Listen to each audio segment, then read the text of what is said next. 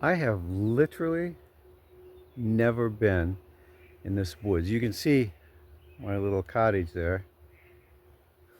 This is my property.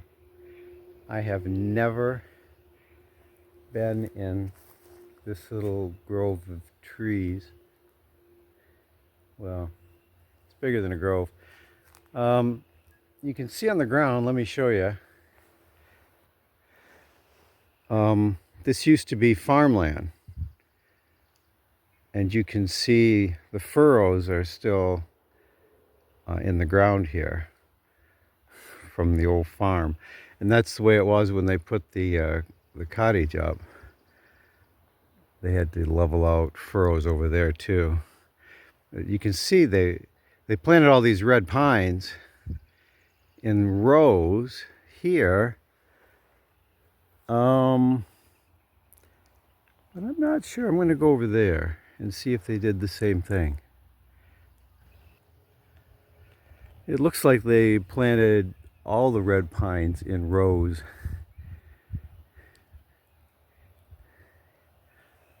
You can see from the pond on the neighbor's property, a little seasonal stream comes down. And during snowmelt and heavy rain, this turns into quite a stream.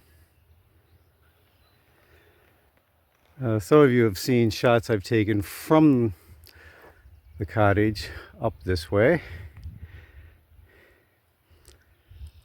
When I first got this property and I had the Amish guy come out, this was the ground that I had originally wanted the cottage to be put on. The trouble is, the blacktop road is through those trees. And it's not far, but it's not close either. And due to the soggy ground where the seasonal stream comes down, this is all soggy here too. It wasn't conducive to bringing up equipment, trucks, heavy trucks and whatnot, to this area. However, this would be a nice place for camping, I think. You're surrounded, most sides, got a little opening here, but mostly you're surrounded by trees. And if you don't mind old farm furrows, you can put a tent up here. I am beginning to see why they put the trees in rows, because each row is in an old farming furrow. I guess it was just easier to do. They planted them like they were planting crops.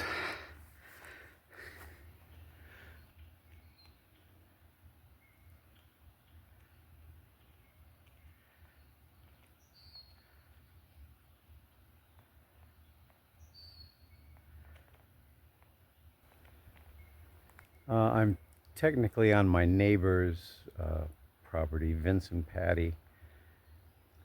Their property has deciduous trees. My property, except for the trees I've planted, my property is all red pines. Ooh, there's a hill that goes up there. I think I'll investigate.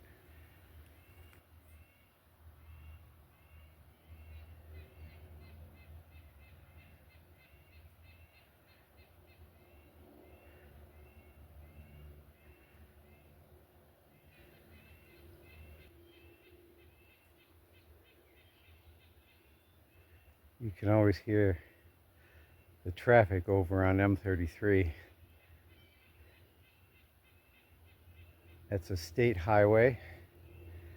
So my road is Weaver Road. And if you know anything about the Northwest Territories of Michigan, Indiana, Wisconsin, and them, you'll know everything is in little mile squares. So from my road over there to the state highway would be exactly 1 mile. So I'm just a little under a mile from the state highway, and I can still hear them. And sometimes we get military aircraft come zooming over, scaring everybody half to death. I don't know where they're going or why they're going. Camp Grayling is over that way. There used to be an Air Force base over here, but they closed it. It's now just a contaminated site that they're trying to clean up and turn into a private airport maybe, or a municipal airport. Not sure what they're doing with it. But this hill is just a hill. Nothing special on it. All right. And that's my property corner. The furrows are not due north and south. So if you follow the furrow, you're going to deviate to the northeast, it looks like. But I got my niece's husband to loan me his metal detector, and I came out here one day, and that yellow thing there, the surveyor's stake, that was not visible. And I finally found it, and I put this up to make it easier to find next time. So if we just generally walk back this way, we'll get to the cottage. Oh, look at this. This must have fallen from last year's ice storm, maybe. We lost a lot of trees. Not me. I lost a couple trees. Well, 3, I guess. But out in the back there, where people with real cottages, they have real trees back there.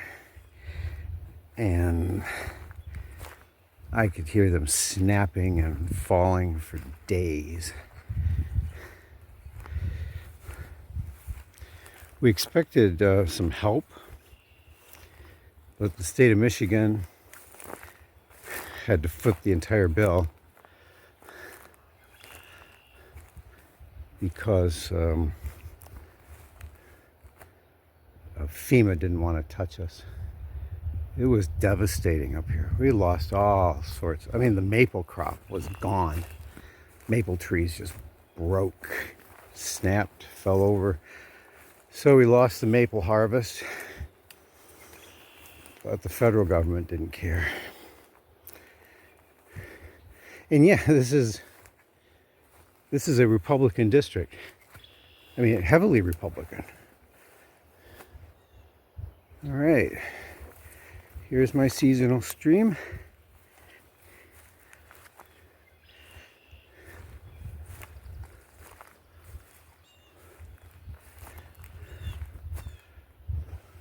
Ooh, my compost box.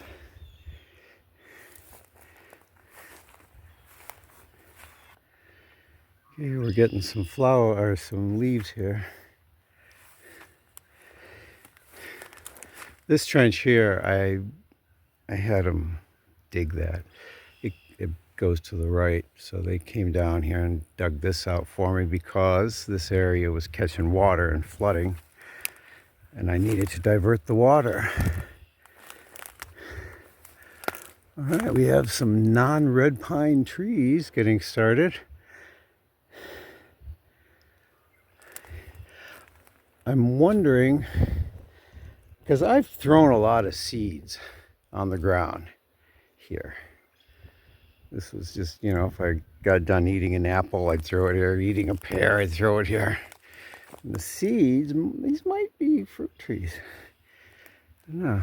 Planted a lot of strawberries, blackberries, raspberry seeds. Well, not planted, but just thrown them.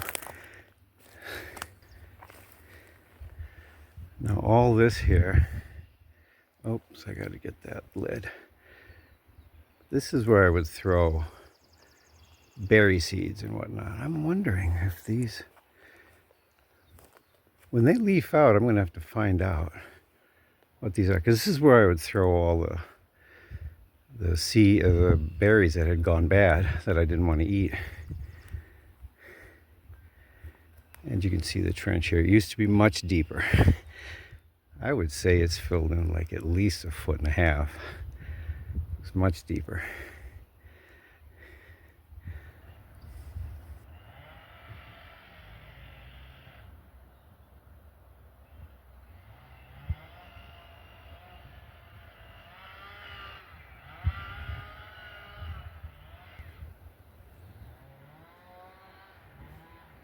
That sounds like it's on my property.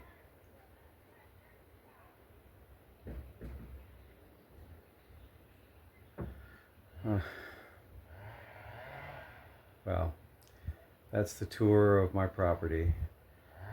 And it ends with somebody probably stealing. There are some red pines that fell over in the ice storm, 2 of them over there, I think. So maybe they're cutting those up and taking them. I have no way to cut them up, so have at it, guys. See ya.